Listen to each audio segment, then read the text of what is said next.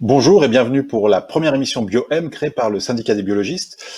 Pour cette première, nous avons le plaisir d'accueillir deux invités, deux experts de leur domaine, le docteur Bruno Coignard, directeur du département des maladies infectieuses de Santé publique France. Il dialoguera également avec le docteur François Blanchecotte, président du SDB. Cette séquence est à voir sur la chaîne YouTube du SDB. L'autre invité, c'est Bernard Von Roy, chef de produit biologie moléculaire chez Diagnostics France. Il inaugure la rubrique Focus. Je vous remercie pour votre présence, Bernard Von Roy. J'en profite pour remercier Roche Diagnostic qui a pris le risque d'essuyer les plâtres avec nous de cette nouvelle formule qui n'aurait pas pu voir le jour sans vous. Sans attendre, c'est l'heure du Focus. Nous n'allons pas revenir ici, Bertrand Von Roy, sur les raisons de l'évolution des recommandations sur le dépistage du cancer du col de l'utérus, mais le fait est que depuis le 1er avril, les caisses d'assurance maladie prennent en charge le test HPV en dépistage primaire du cancer du col de l'utérus pour toutes les femmes âgées de 30 à 65 ans. Forcément, bon, l'actualité oblige, l'événement a été éclipsé par la crise du Covid, mais c'est pourtant un événement majeur pour les femmes de notre pays et aussi pour les biologistes. Donc, dans ce nouveau contexte, Bertrand Von Roy, vous allez nous décrypter un petit peu les nouveaux enjeux de ce dépistage pour les laboratoires. À vous la parole, on se reparle tout à l'heure pour les questions. Très bien, je vous remercie Renaud pour cette introduction. Donc du coup, voilà, charge à moi d'entamer les hostilités et notamment en fait de parler donc des nouveaux enjeux qui vont être liés à l'introduction du test HPV en dépistage primaire. Donc je vais démarrer par une première slide avec quelques généralités donc sur l'HPV et donc le cancer du col de l'utérus. Le cancer du col de l'utérus en 2020, c'est toujours finalement 3000 nouveaux cas par an et toujours 1000 décès par an. Donc c'est une pathologie qui est liée au papillomavirus humain, donc au virus HPV, donc dans la majeure partie des cas.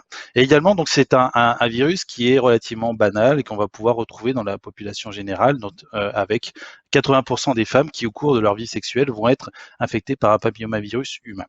Donc c'est une pathologie qui est grave, qui est toujours mortelle, mais c'est une pathologie qu'on va pouvoir éviter, notamment en fait grâce à deux dispositifs. Le premier étant la vaccination et le second étant donc le dépistage, qui est vraiment, on va dire, le cœur de la thématique de ce soir.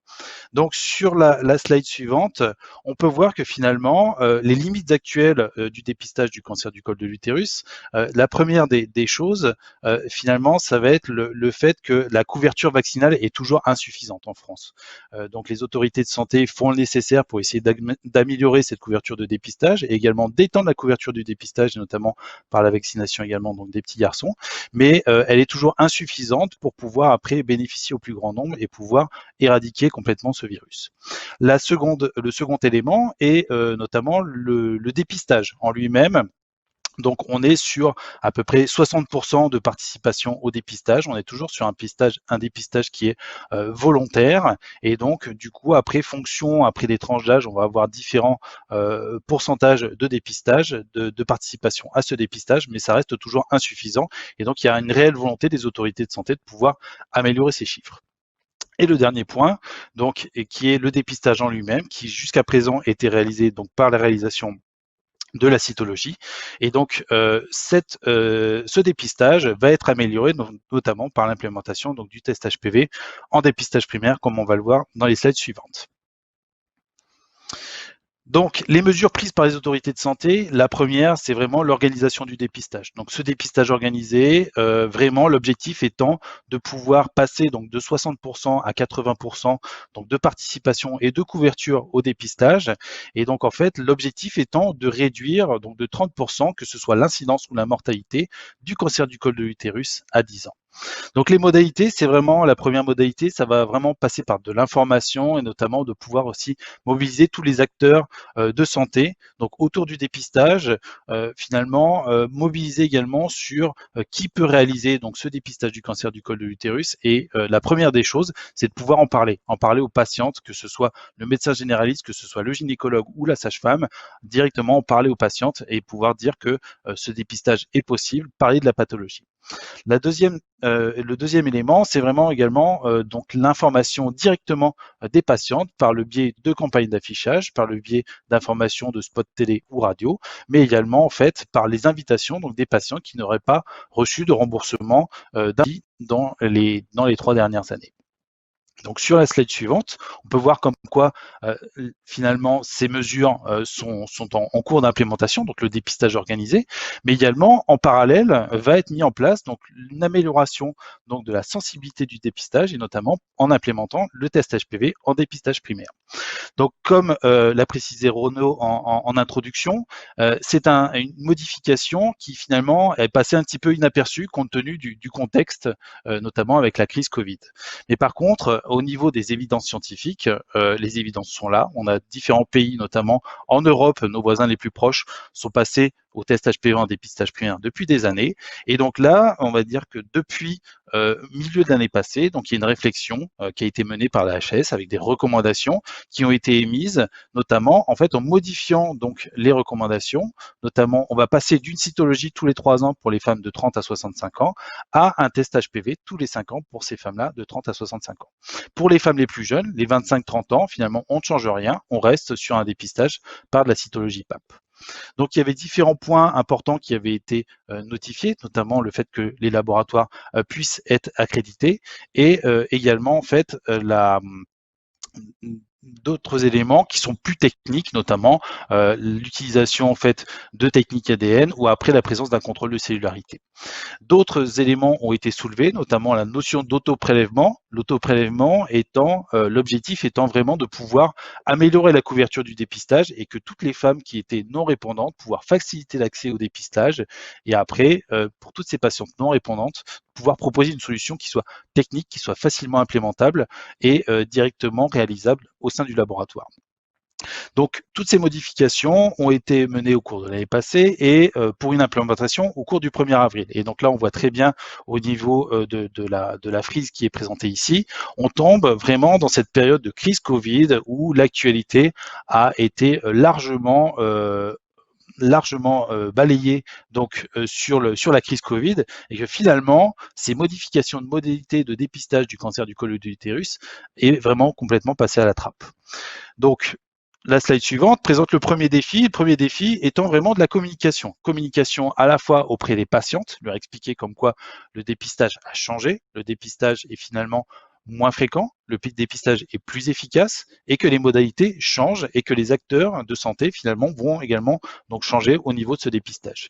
Et également communication auprès des prescripteurs parce que finalement un prescripteur qui avait l'habitude de faire la même chose depuis des années et des années, va y avoir un changement au niveau des pratiques et va également donc y avoir un changement au niveau des prescriptions et notamment de la communication du résultat. Donc le premier challenge, c'est vraiment un challenge de communication. Sur la slide suivante, on va pouvoir voir le second challenge et qui va être vraiment lié en fait au flux. Donc les flux, jusqu'à présent, le prélèvement était un prélèvement cervical qui était réalisé donc par un frottis cytologique et donc ce frottis était positionné dans un flacon de cytologie en milieu liquide qui était envoyé dans une structure anapath pour la réalisation donc de la cytologie PAP. Là ici, donc le test va être un test HPV qui peut être un test qui va être réalisé exactement sur le même type de prélèvement, mais après ce test HPV peut potentiellement être réalisé pour évaluer donc le portage vaginal donc de l'HPV et donc par un dispositif d'autoprélèvement. Donc ce qui va introduire donc un nouvel acteur au niveau de cette chaîne de dépistage qui est la patiente, parce que finalement, en fait, au sein donc les structures, les laboratoires vont pouvoir potentiellement proposer aux patientes de réaliser ces autoprélèvements. Donc sur la slide suivante, on va pouvoir voir un autre enjeu de ce dépistage et donc des modifications des modalités de dépistage. Ça va être une recrudescence donc du nombre de tests. Donc on était sur un volume national de tests HPV qui était de l'ordre de quelques centaines de milliers de tests.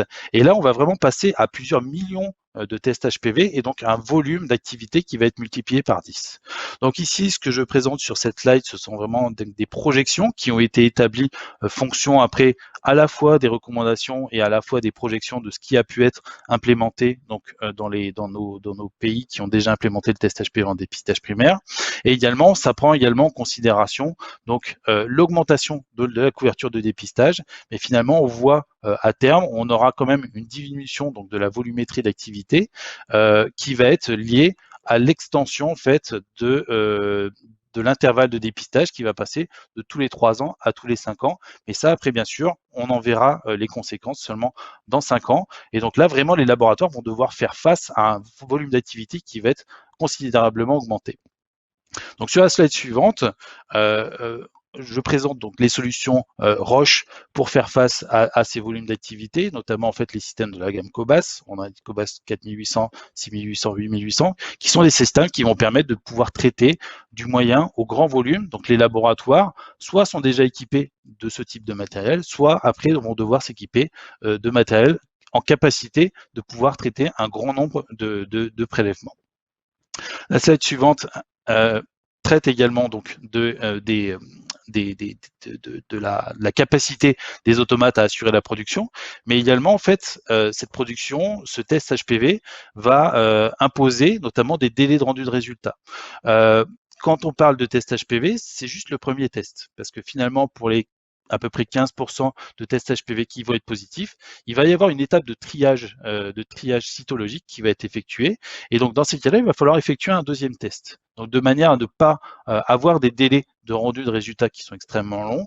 Finalement, un des enjeux va être de pouvoir réaliser ce test HPV qui est entièrement automatisé le plus rapidement possible, de manière à pouvoir après mettre à disposition les prélèvements positifs aux structures anapathes ou après en cytologie, de manière à pouvoir après réaliser la cytologie de triage. Donc sur la slide suivante, ça présente également donc les flux qui vont être modifiés. Donc j'ai indiqué comme quoi on allait avoir un grand nombre donc de pots de cytologie. Donc si on part sur le modèle actuel de réalisation donc de frottis cytologiques qui vont être mis dans ces pots de prélèvement, on va avoir un grand volume de pots qui vont devoir être traités par les laboratoires. Ces pots, ce ne sont pas des tubes qui sont habituellement traités par les labos et donc du coup qui vont nécessiter des équipements préanalytiques, soit pour effectuer le débouchage, le rebouchage, ou après dans certains cas de figure pour effectuer des pré-traitements qui sont spécifiques. Et donc là, chez Roche, on a différentes solutions préanalytiques, soit en îlot, soit après potentiellement des solutions qui sont entièrement convoyées, comme le Cobas Prime que vous voyez ici sur la droite de votre écran, qui est une solution entièrement automatisée qui va permettre de charger des pots et après ces pots-là vont pouvoir être alicotés, pré-traités et envoyés directement sur les chaînes analytiques de type Cobas 6800, 8800. Sur la slide suivante, on va voir un autre enjeu, c'est voilà, finalement les laboratoires qui ne réalisaient pas le test HPV vont devoir se doter d'une technique HPV. Sur le marché, il y a de nombreux fournisseurs de techniques HPV et donc chaque fournisseur va avoir des tests qui vont avoir certaines caractéristiques. Des éléments qui sont importants à vraiment prendre en considération, ça va être le type de technique, savoir est-ce que c'est une technique en ADN, est-ce que c'est une technique en ARN. Également, donc, est-ce que c'est des techniques qui vont faire le génotypage partiel ou pas de génotypage, après fonction des besoins qui sont vraiment mentionnés par les cliniciens. La présence d'un contrôle de cellularité, parce que ça c'est vraiment un élément primordial, sachant que le prélèvement va arriver et potentiellement si c'est l'auto-prélèvement, il va vraiment falloir pouvoir s'assurer de l'intégrité du prélèvement et pouvoir s'assurer comme quoi on va rendre un résultat dans de bonnes conditions et notamment sur un résultat négatif qui va induire finalement un prochain dépistage, un prochain cycle de dépistage qui ne sera que dans 5 ans et donc dans ces cas-là, il ne faut absolument pas rendre de résultats faussement négatifs. Également, donc les données de validation, que ce soit des données de validation cliniques ou après également donc analytiques. Donc là, il y a une liste des trousses qui sont validées, qui a été mise par le Centre national de référence. Et ce Centre national de référence a également donc indiqué quels sont les milieux de prélèvement qui vont être validés avec les trousses. Donc c'est vraiment un couple de validation de marquage CE pour une trousse va correspondre à un ou plusieurs milieux de prélèvement. Également, j'en reparle ici, l'auto-prélèvement reste une question que nombreux sont les laboratoires se posent. Et également, donc les industriels, nous travaillons à effectuer donc des validations de manière à pouvoir vous faciliter l'accréditation. Et notamment sur les kits Cobas, nous sommes en cours de validation dans d'autres dispositifs d'autoprélèvement de manière à pouvoir avoir des prélèvements qui seraient réalisables facilement et pouvoir augmenter la couverture du dépistage. Donc sur la slide suivante, c'est juste une slide de conclusion sur les différents éléments qu'il faut prendre en considération, notamment sur l'aspect augmentation donc de volumétrie d'activité, et également au niveau des performances en termes de testing, le fait que ce soit des tests de PCA en temps réel, possède également donc des contrôles de cellularité. Après, des éléments à considérer, ce sont les éléments également pré- et post-analytiques, notamment vis-à-vis du tri des HPV positifs, parce que vous allez avoir de nombreux HPV à traiter, mais après, il y aura après 15% d'HPV environ à devoir trier pour pouvoir effectuer un triage cytologique. Et également, il y a l'aspect important qui est l'aspect transmission des données. Et notamment, je pense que ça va pas mal introduire la thématique suivante. Et notamment, il y a vraiment la remontée de ces données-là qui jusqu'à présent se fait au niveau des structures régionales de dépistage des cancers. Mais là, vraiment, va y avoir un grand impact et de la part des structures de biologie pour pouvoir remonter ces données et notamment pouvoir après assurer un suivi efficace et efficient des patientes. Et le dernier point, bien sûr, qui est de la communication. On sort de la période Covid, donc là, du coup, le Roche Diagnostic s'est vraiment mobilisé pour faire donc de la communication, que ce soit de la communication grand public, que ce soit sur les réseaux sociaux, mais également de la communication donc auprès des professionnels de santé. Et c'est vrai que nous sommes dans un contexte où les congrès professionnels se font rares, ont été décalés dans le temps, mais là vraiment l'actualité ne peut pas attendre et donc du coup il faut qu'on soit le plus nombreux possible à pouvoir assurer cette communication et à diffuser l'information sur ces nouvelles modalités de prise en charge du cancer du col de l'utérus. Et j'en ai terminé. Et merci beaucoup. C'est très clair. Une première petite question liminaire. Est-ce que aujourd'hui, dans ce que vous voyez, il y a déjà un frémissement sur les commandes de réactifs et autres sur ces solutions-là, sur le HPV, ou c'est trop tôt pour voir quelque chose? Parce que vous avez montré une projection tout à l'heure. Voilà, c'est. Alors on est au-delà du frémissement. C'est vrai qu'après voilà les laboratoires beaucoup de laboratoires étaient déjà équipés de dispositifs capables de réaliser le test HPV. Donc les demandes affluent au niveau des laboratoires d'ores et déjà. Et donc du coup, c'est vrai que voilà, on a de plus en plus de demandes, que ce soit au niveau des réactifs comme au niveau des automates, de pouvoir après répondre aux demandes des cliniciens. D'accord, donc on peut se dire que sans vraiment beaucoup de communication, ce que vous décrivez, ça veut dire qu'il y a vraiment une attente sur ce test. Il y a une attente sur ce test, donc voilà, l'implémentation du test HPV en dépistage primaire, comme je disais en guise d'introduction, ça n'a rien de nouveau. C'est pas une thématique qui sort du chapeau et les évidences scientifiques sont là en termes d'amélioration de la sensibilité donc du dépistage. Donc c'était quelque chose qui était très attendu, qui est tombé en plein pendant la période Covid et finalement les professionnels de santé et notamment les gynécologues ont vraiment pris le pli de ce dépistage et font d'ores et déjà donc des demandes pour le test HPV en dépistage primaire. Oui. Parmi les enjeux, bien sûr, il y a celui du volume. Vous l'avez évoqué, celui aussi de l'autoprélèvement. Vous avez mentionné que vous travailliez sur des solutions qui sécurisaient cette phase préanalytique. Est-ce que en une ou deux minutes, vous pouvez me dire quel type de solution sur laquelle vous travaillez? Alors, nous travaillons à la validation, donc le marquage CE de deux dispositifs. Un est un dispositif qui s'appelle l'Evaline Brush. Voilà, ce marquage CE, c'est vraiment pour l'intégralité donc des pays dans lesquels le marquage CE est accepté. Donc, c'est un dispositif qui est commercialisé par une société hollandaise, me semble-t-il, et donc qui est vraiment un dispositif spécifique d'autoprélèvement designé pour l'autoprélèvement au niveau cervical. Le deuxième dispositif est un écouvillon sec, et donc là quelque chose qui est beaucoup plus, on va dire, basique, et donc notamment, voilà, c'est juste un écouvillon qui serait réalisé donc directement par la patiente, un écouvillonnage vaginal, qui serait positionné donc sec dans un tube de prélèvement pour être après analysé au niveau des automates, et après il y aurait juste une remise en suspension en fait des cellules prélevées pour la réalisation donc de l'analyse au niveau des automates. Et donc là, c'est pour ça que le contrôle de cellullarité a vraiment son intérêt et vraiment toute sa place. Il faut vraiment s'assurer que ce prélèvement a été réalisé dans de bonnes conditions, et potentiellement, si jamais il y a des transferts intersites, c'est pouvoir également s'assurer que lors du transfert de cet écouvillon sec, on n'ait pas eu de dégradation en fait du prélèvement qui ne rendrait pas possible l'analyse. Merci beaucoup pour votre intervention et vos réponses. Il me reste vraiment à vous remercier. Et comme on le dit à l'Olympique de Marseille, je sais que vous êtes plutôt du côté de Lyon, mais vous serez donc à jamais le premier, pour ceux qui sont de Marseille, je les salue, à être intervenu dans cette émission. On va passer au grand entretien, et qui aborde justement le sujet qui a éclipsé un peu le vôtre. Donc, on suit la logique. On passe au grand entretien. Merci beaucoup.